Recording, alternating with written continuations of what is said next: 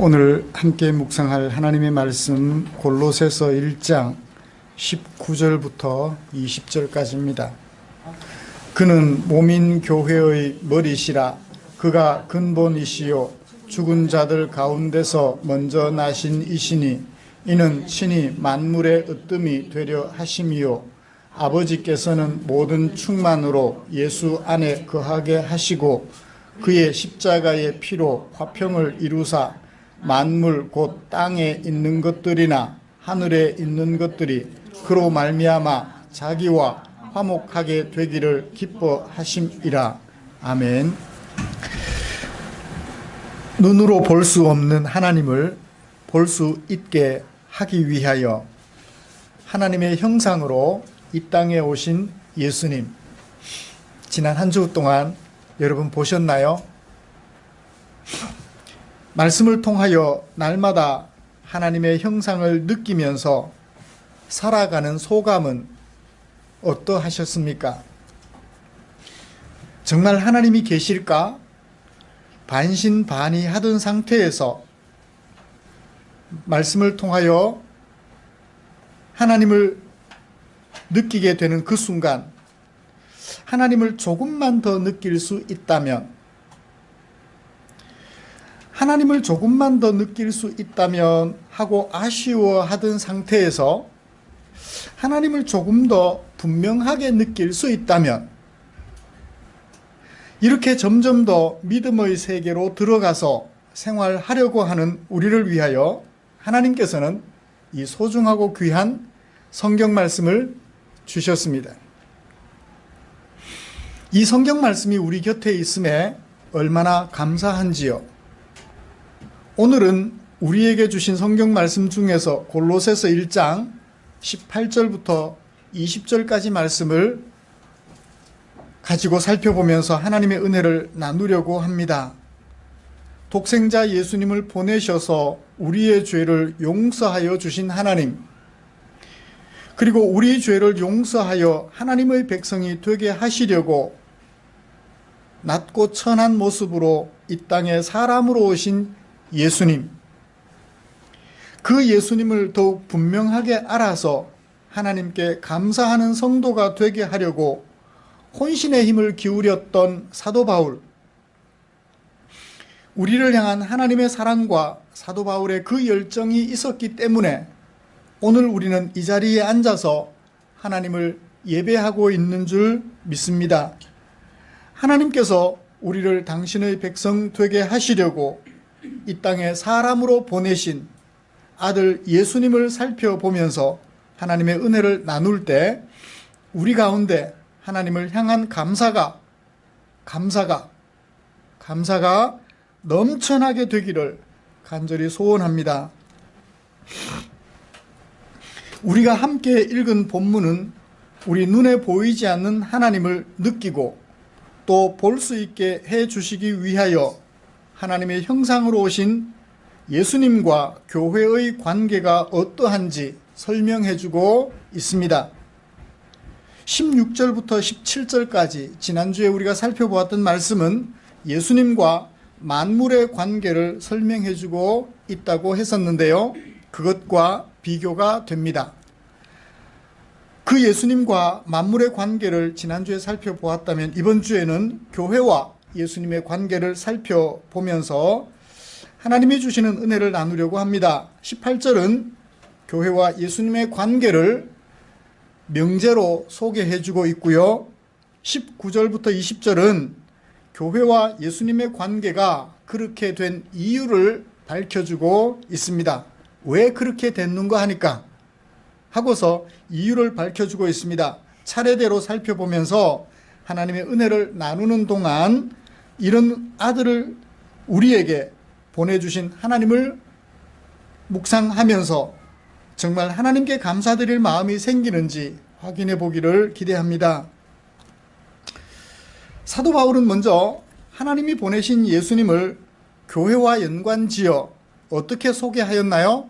18절을 보시면 명제로 나와 있습니다. 하나님이 보내신 예수님을 가리켜 교회의 머리라고, 그는 교회의 머리다 라고 소개하고 있습니다. 여러분, 교회란 무엇일까요? 교회. 교회가 뭐죠? 교회가 교회지 뭐. 맞아요. 교회가 교회예요. 그런데 그 교회가 뭐죠? 바로 저와 여러분들이에요. 교회란 저와 여러분들을 말해요. 구약식으로 표현하면 하나님의 백성, 신약식으로 표현하면 교회라고 하는데요. 하나님께서 선택하시고 그리고 때가 되어 그를 불러 예수 믿게 하시고 하나님의 백성으로 살게 하셨다면 그런 하나님의 은혜를 입은 사람들을 가리켜 교회라고 얘기를 해요. 세상에서 불러낸 당신의 백성들이라는 것입니다.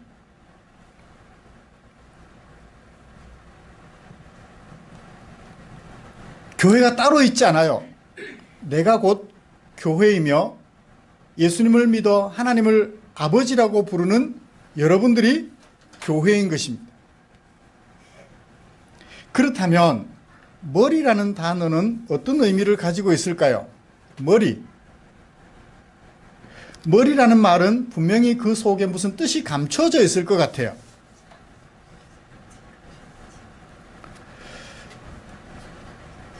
어떤 숨겨진 뜻을 가지고 있는 이 머리라는 그 단어의 숨겨진 뜻, 참 뜻은 무엇일까요? 16절에 보면 주권, 왕권, 통치자, 권세라는 단어를 사용하고 있는 것을 봅니다. 여기에서도 아마 그런 것과 같은 의미를 나타내는 단어가 아닐까라고 생각을 해요. 머리란 권세, 통치, 왕권, 주권, 그런 것을 가리켜 머리라고 표현하는 것 같습니다. 18절 하반절에서 머리에 대하여 조금 더 부연 설명하고 있는데요. 18절 하반절을 보실까요? 곧 그는 근본이시다. 근본이라는 말은 시작이라는 말이에요. 모든 것에는 시작이 있습니다. 그런데 그 시작을 만드신 이가 누구다? 예수님이라는 거예요. 제가 시작된 것은 저희 어머니와 아버지가 결혼하였기 때문에 시작이 되었습니다. 저희 아버지와 어머니가 결혼하지 않으셨다면 저는 존재하지 않겠죠. 그러므로 이 세상에 있는 모든 것들을 있게 하신 시작, 근본, 그분이 누구시라고요? 예수님이시라고. 이 모든 것들 위에 존재하시며 그 모든 것들을 만드신 시작, 그분이 바로 예수님이라는 것입니다. 그러므로 이 모든 것들의 소유권은 누구에게 있죠? 만드신 그분에게 있죠. 그분이 만든 것을 우리는 잘 활용하고 있습니다. 그분에 의하여 만들어졌으면서 그분이 만드신 것들을 잘 활용하고 있어요. 그분이 만든 석유를 캐내서 추운 겨울에 따뜻하게 하고요. 그분이 만드신 공기를 호흡하며 생명을 부지하고 있습니다. 그분이 만드신 땅에 농사를 지어 땅이 내놓은 곡물을 가지고 식량으로 삼아 먹고 살아가고 있습니다. 그분이 만드신 물을 마시며 마른 목을 축이고 있지요. 예수님은 바로 이 모든 것들의 시작, 근본이시라고 소개하고 있습니다. 그것을 나타내는 다른 표현이 뭐라고요? 머리라고 표현하는 것입니다. 그 다음에 죽은 자들 가운데서 먼저 나시니, 죽은 자들 가운데서, 지난주에 우리는 죽을 자들을 살펴보았습니다. 죽은 자들 가운데서 먼저 나시니, 부활을 얘기하는 거죠. 이 세상에서 죽었다가 살아난 사람 있나요? 가끔씩 그런 소리 들어요. 죽었다가 살아났대요. 그런데 또 죽었어요? 안 죽었어요? 또 죽었어요. 결국은 죽어요. 예수님이 죽은 자를 살린 경우가 있었습니다. 그렇죠? 근데 그 사람 죽었을까요? 안 죽었을까요? 또 죽었어요. 그런데 죽었다가 다시 살아나신 이로서 다시 죽지 않고 영원히 살아계시는 이가 있습니다. 첫 번째 열매라고 그러죠. 그가 누군가요? 바로 예수님이세요. 당신의 몸을 죽음으로 던져버렸을 때, 하나님에 의하여 버림받아 죽음당하셨을 때, 그런 예수님을 어여삐 여기시고 하나님께서 그를 살리셨던 것입니다. 그를 살려 모든 만물들의 머리로 세워주신 거예요. 모든 만물의 머리가 되게 하셨던 것입니다. 어떤 자들의 머리? 죽은 자 가운데서 다시 살아날 자들의 머리. 교회를 가리키는 다른 용어가 여기 또 나왔습니다. 죽은 자들 가운데서 다시 살아날 사람들, 그들을 가리켜 교회라고 얘기를 하죠. 예수를 믿어 하나님의 백성이 되었으며 죽은 자들 가운데서 다시 살아날 교회에 예수님은 우두머리라는 거예요. 그 첫 번째라는 것입니다. 시작이라는 것이죠.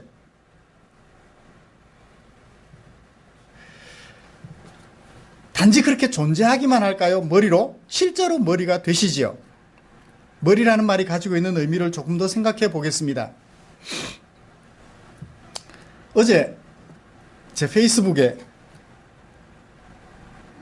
2014년도에 제가 썼던 글이 떴어요. 당신은 과거에 이런 글을 썼습니다. 지금도 같은 생각이면 버튼 하나만 누르면 이 글이 당신의 페이스북 친구들에게 알려져서 공유가 됩니다. 그래요. 옛날 글을 되새김질 해봐야 무슨 소용이 있겠나 싶어서 그냥 저 혼자만 기억하기를 하고 덮어두었습니다. 어떤 글이었느냐 하면 2014년도면 제 아내가 수술을 하고 나서 수술한 부분이 유착이 되지 않게 하려고 운동을 많이 할 때였던 것 같아요. 그 마지막 아마 말미쯤 될 것 같은데요. 아내하고 둘이 운동을 많이 했던 것 같습니다. 여기서 저기 윗동네까지 걸어서 한 바퀴 돌아오는 그런 코스였습니다. 농로다 보니까 주변에 밭이 있잖아요. 배추 농사를 지었는데 추운 겨울에 12월, 1월달 지금쯤이니까요. 어제 날짜였으니까. 추운 겨울에 배추가 밭에 버려져 있는데 겉부분이 말라서 얼었다 녹았다를 반복하면서 거의 말라버렸어요. 근데 다녀올 때마다 욕심이 생기는 거예요. 저거 한 포기 가져다가 쌈 싸 먹으면 참 맛있을 것 같은데 가지고 올까? 아니야. 이튿날 또 운동합니다. 또 눈에 띄어요. 에이, 주인도 자주 안 보이는데 한 포기 가져갈까? 제 머릿속에서 계속 같은 생각이 떠오르는 거예요. 저렇게 겨울에 얼었다 녹았다 반복해서 아마 주인이 버린 것 같은데 한 포기 좀 가져가서 그래도 괜찮겠지. 그날은 또 혹시 내일 주인이 밭에 있으면 주인에게 물어보고 한 포기 가져가야지. 그렇게 운동하면서 하루 이틀 계속 같은 생각을 하다가 결국은 배추를 먹지 못하고 어느 날 가보니까 밭을 기계로 다 털어놨어요. 얼마나 아쉬운지. 만약 제가 그 순간 그래 주인도 자주 밭에 보이지 않는 것 같은데 한 포기 좀 가져가지 하고 가져왔더라면 저의 머리는 누구였나요? 저였어요. 그런데 마음 한편에는 이런 생각이 계속해서 자리 잡았습니다. 그것을 미처 팔지는 못했지만 주인은 그것을 농사 지으려고 얼마나 수고했는지 알겠니? 주인에게 물어보고 가져가라. 가져가더라도 주인에게 물어보고 가져가라고 제 마음속 한편에 다른 소리가 계속 들려요. 근데 제 머릿속에는 그 소리와 더불어 같은 소리. 저렇게 버려진 것 같은데 그거 한 포기쯤 가져간다고 문제가 되면 배춧값 지불해주면 되지 뭐. 저의 생각과 또 다른 생각이 계속해서 싸우는 거예요. 결국은 주인께서 해결해 주시는 바람에 제가 더 이상 고민하지 않아도 되게 되었죠. 그 글을 읽으면서 이 머리라는 부분을 생각해 보게 되었습니다. 교회의 머리란 그냥 거기 앉아 계시는 것이 아니라 실제로 우리를 왕으로서 주인으로서 다스리고 지배하시는 것을 말하죠. 예수님은 살아 계셔서 오늘도 하나님의 말씀으로 우리를 다스리려 하셔요. 그런 다스리는 분으로 하나님께서 예수님을 세워주셨다는 것입니다. 그런 예수님을 가리켜 바울은 뭐라고 말을 했느냐면 그는 교회의 머리다. 저와 여러분들의 머리로 존재하실 뿐만 아니라 실제로 머리로서 우리를 다스리고 계신다는 거예요. 부부간에 싸움이 났어요. 자존심을 엄청 상했습니다. 자존심이 엄청 상했어요. 그래서 남편에게 도저히 참을 수 없어서 마지막 한마디 뱉어놓고 싶은 생각이 여기까지 올라와요. 그때 내 안에 머리가 되시는 예수님께서 말씀하십니다. 사랑은 오래 참는 것이라고. 그 말씀이 생각나는 순간 내 마음속에는 두 가지 생각이 충돌을 일으켜요. 오래 참을 것인가, 여기서 터뜨리고 말 것인가. 지금까지 참았는데 앞으로 얼마나 더 참으라고, 여기서 끝내자 하고 여기까지 올라온 말을 뱉어내는 순간 내 안에 머리로 계셨던 예수님은 저 발밑으로 사라져버리고, 아니 내 마음속에서 밖으로 빠져나가버리고 내가 나를 지배하게 되는 것이죠. 그렇다면 누구의 뜻이 이루어져요? 머리 되신 예수님의 뜻이 아니라 머리가 된 나의 뜻이 이루어지겠죠. 머리란 바로 이런 거예요. 저의 머리이신 예수님, 오늘도 저를 다스려주고 계시고요. 제가 그 통치를 수용하는 순간 예수님은 나의 머리가 되시는 것입니다. 그런데 나의 머리가 되셔서 나를 지배하시려는 예수님을 밀을 쳐내버리고 내 생각 속에서 내 생각이 이끄는 대로 살아간다면 내가 나의 주인이 되는 거죠. 교회의 머리 되신 예수님이 아니라 나의 머리 된 나가 되어서 살아가게 되는 것입니다. 오늘날 예수님을 믿는다고 하면서 이런 예수님을 머리로 여기지 않고 발톱에 낀 때만큼 정도로 생각하고 필요하면 버렸다가 쌓이면 놔뒀다가 그렇게 하는 경우들을 참 많이 봅니다. 사랑하는 성도 여러분, 예수님이 교회의 머리시라면 나의 머리세요. 여러분들에게 예수님은 머리신가요? 발톱에 낀 때 정도인가요?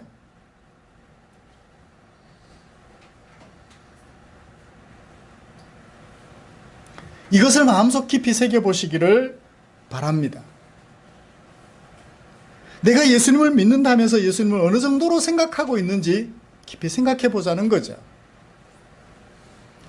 이제 그 이유를 살펴보겠습니다. 예수님을 나의 머리로 여긴다면 예수님을 머리로 여겨서 덕본 게 있어야죠. 좋다는 것을 느껴보아야만 예수님을 나의 머리로 계속해서 인정하고 살아갈 수가 있을 것입니다. 그리고 그 예수님을 머리로 인정하고 살아가는 생활 영역이 넓어지면 넓어질수록 예수님에 대한 신뢰도 더욱더 넓혀져 갈 것입니다. 예수님이 머리 되심을 경험해서 참 좋다라는 것을 느끼면 느낀 만큼 예수님을 신뢰하고 머리 되신 예수님이 이끄시는 대로 가자 하시는 대로 내 그리로 가지요, 내 그것을 하지요 하면서 살아가는 것을 즐거워하게 될 것입니다. 도대체 예수님이 어떤 분이셨길래 하나님께서 그 예수님을 교회의 머리로 세우려 하셨을까요? 19절과 20절에서 그 이유를 우리에게 소개해주고 있습니다. 글을 읽을 때 항상 뭐부터 찾으라 그랬죠? 주어부터 찾으라고 그랬어요. 글은 주어와 동사로 구성이 되어 있습니다. 아주 기본적인 요소예요. 자, 19절과 20절에서 주어는 뭘까요? 아버지께서는 동사는 어디서요? 저 밑에 내려가야 돼요. 20절에 가면 마지막에 기뻐하시기 때문이다. 기뻐하심이라 라고 얘기를 했는데 그대로 번역하면 기뻐하셨기 때문이다. 과거 시제예요. 아버지께서 기뻐하셨기 때문이다. 그래서 예수님을 교회의 머리로 세우셨다. 아버지께서 기뻐하셨기 때문에 그 예수님을 교회의 머리로 세우셨다는 거예요. 아버지께서 무엇을 기뻐하셨을까요? 두 가지를 얘기해요. 아버지께서 무엇을 기뻐하셨을까요? 첫 번째는 거하게 하시는 것을 기뻐하셨대요. 거하게 하시는 것을. 두 번째는 뭘 기뻐하셨을까요? 화목하게 되기를 기뻐하셨대요. 거하게 하시는 것을 기뻐하셨고 화목하게 되기를 기뻐하셨다. 그래서 예수님을 교회의 머리로 세우셨다 라고 얘기를 하고 있습니다. 무엇을 어디에 거하게 하시는 것을 기뻐하셨을까요? 첫 번째 거 살펴보십시다. 모든 충만으로. 그래요. 모든 충만으로. 이것을 의로라고 번역된 것을 모든 충만을이라고 번역을 할게요. 모든 충만을 어디에 거하게 하는 것? 예수 안에 거하게 하시는 것을 기뻐하셨대요. 모든 충만이란 뭘까요? 모든 충만이란 이것입니다. 권영목 집사님, 최홍렬 집사님하고 결혼하셨어요. 그죠? 아내에게 모든 것을 다 거하게 하셨나요? 아니면 마음의 반쪽만 최홍렬 집사님 마음속에 거하게 하셨나요?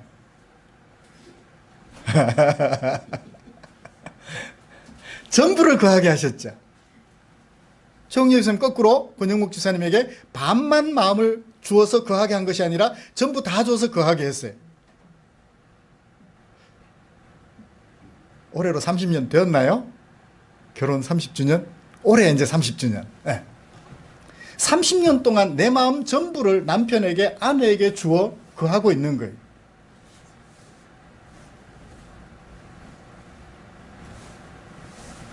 그 얘기예요. 내 전부를, 모든 충만을이라고 하는 모든 충만을은 하나님께서, 아버지께서 아버지의 전부를 누구 안에? 예수님 안에 담아두는 것을 기뻐하셨다고 그래요. 근데 간혹 부부로 살다 보면 전부를 주는 것 같다가 가끔씩은 전부 다 주고 싶은 마음이 안 생겨요. 그죠? 반만 주고 싶어요. 안 믿어져. 그래서 어떻게 해요? 딴 주머니 하나 슬쩍 차요. 그죠?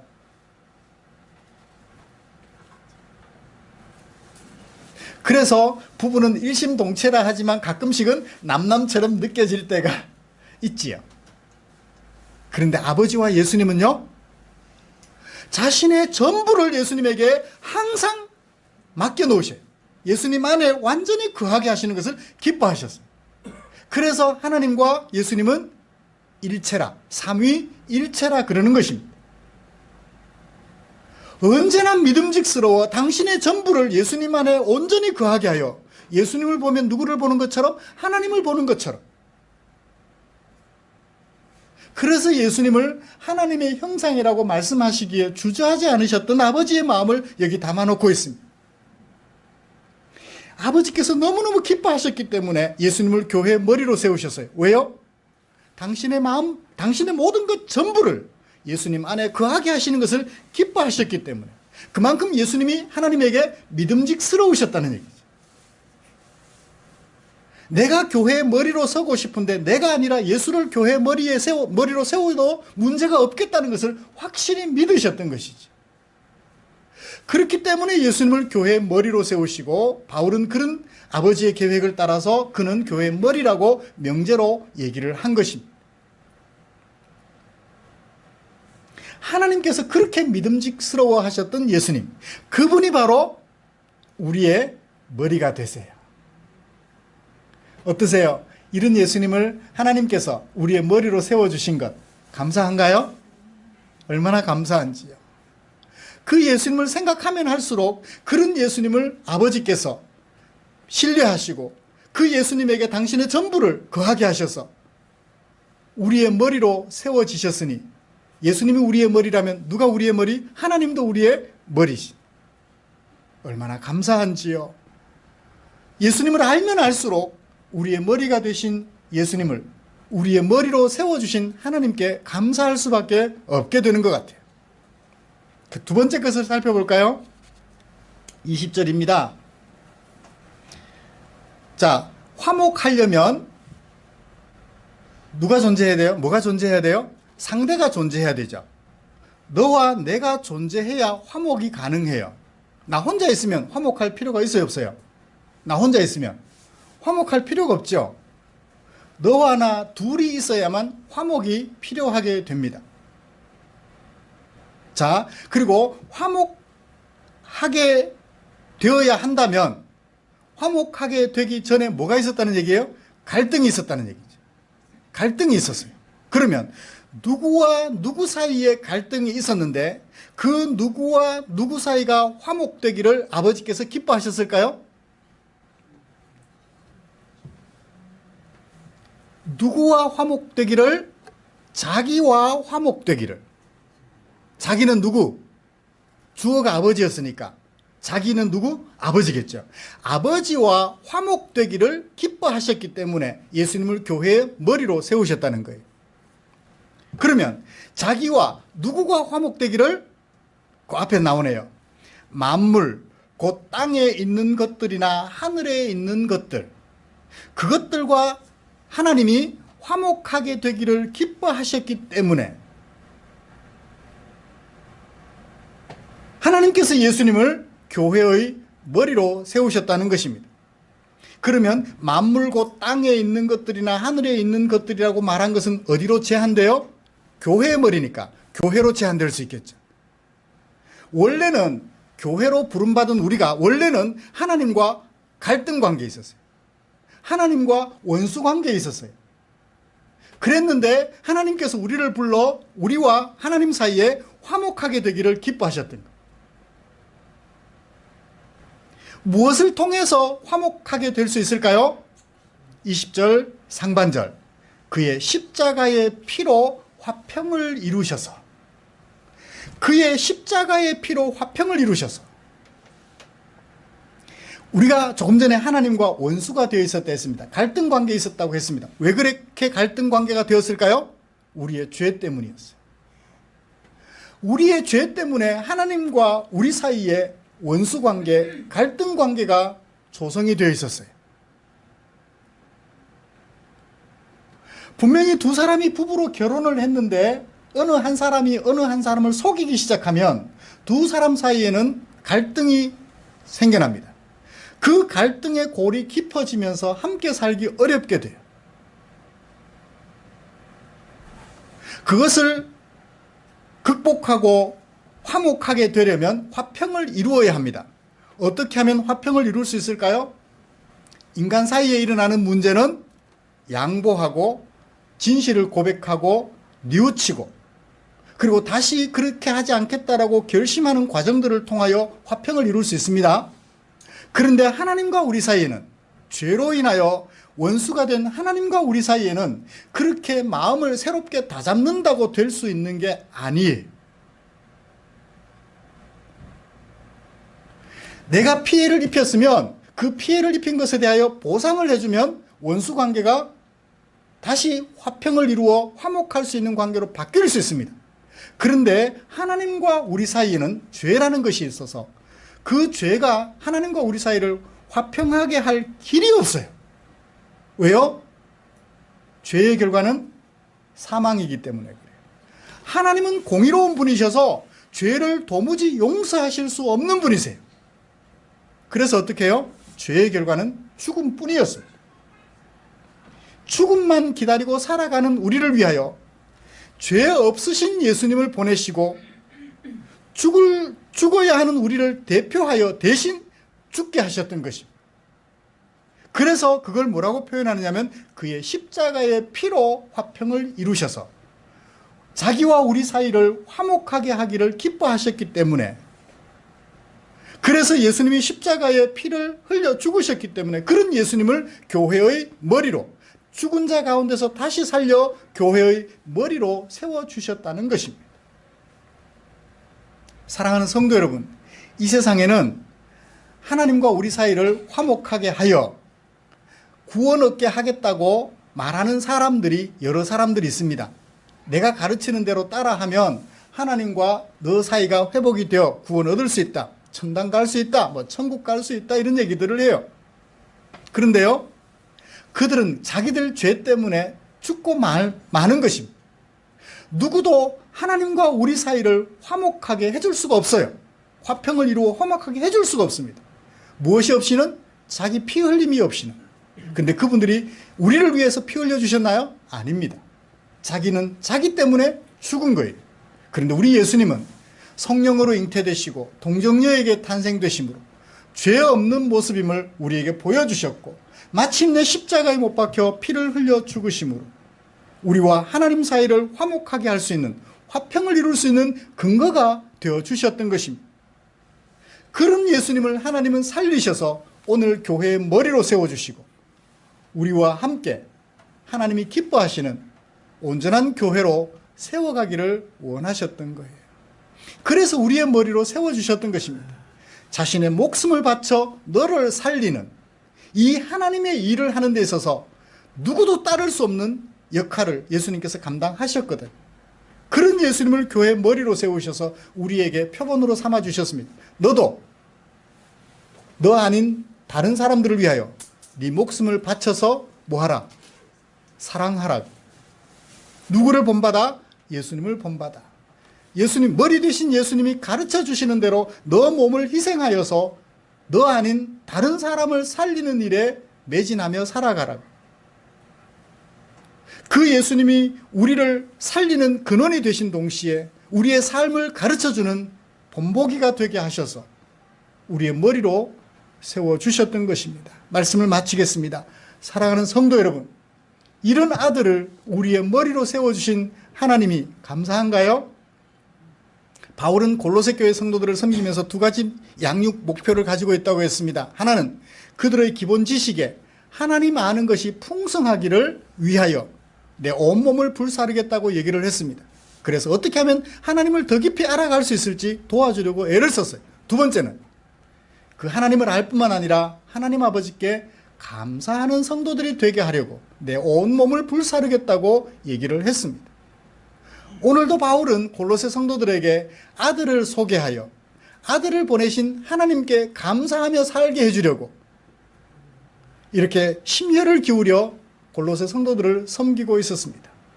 저도 이 말씀을 나누어 드렸습니다. 여러분들의 기본 지식에 아들이 어떤 분인지, 그 아들을 보내신 하나님은 어떤 분인지를 잘 알아서 늘 아버지께 더욱더 감사하는 성도들로 세워져 가시기를 주님의 이름으로 축복합니다.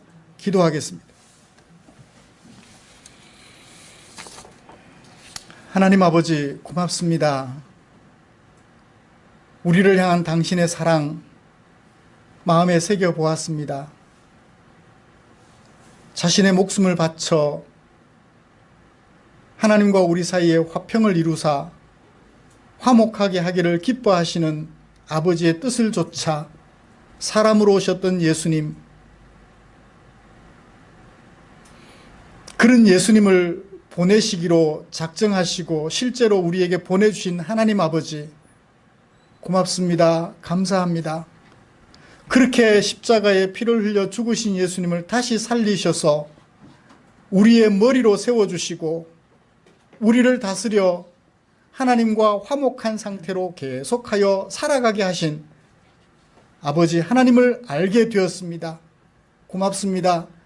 이 아버지를 많이 경험하면서 주님이, 머리가 되신 주님이 이끄시는 대로 살아서 우리 가운데 만들어지는 하나님의 백성으로서의 아름다운 삶을 경험하고 또 경험하면서 날마다 하나님께 감사드리기를 쉬지 않고 더욱 깊은 감사를 드리는 소중한 당신의 성도들이 될 수 있도록 은혜 내려 주시옵소서. 언제나 우리를 사랑하여 주신 주께 감사드리며 예수님을 우리의 교회의 머리로, 우리들의 머리로 세워주신 아버지께 감사드리며 예수님의 이름으로 기도드리옵나이다. 아멘.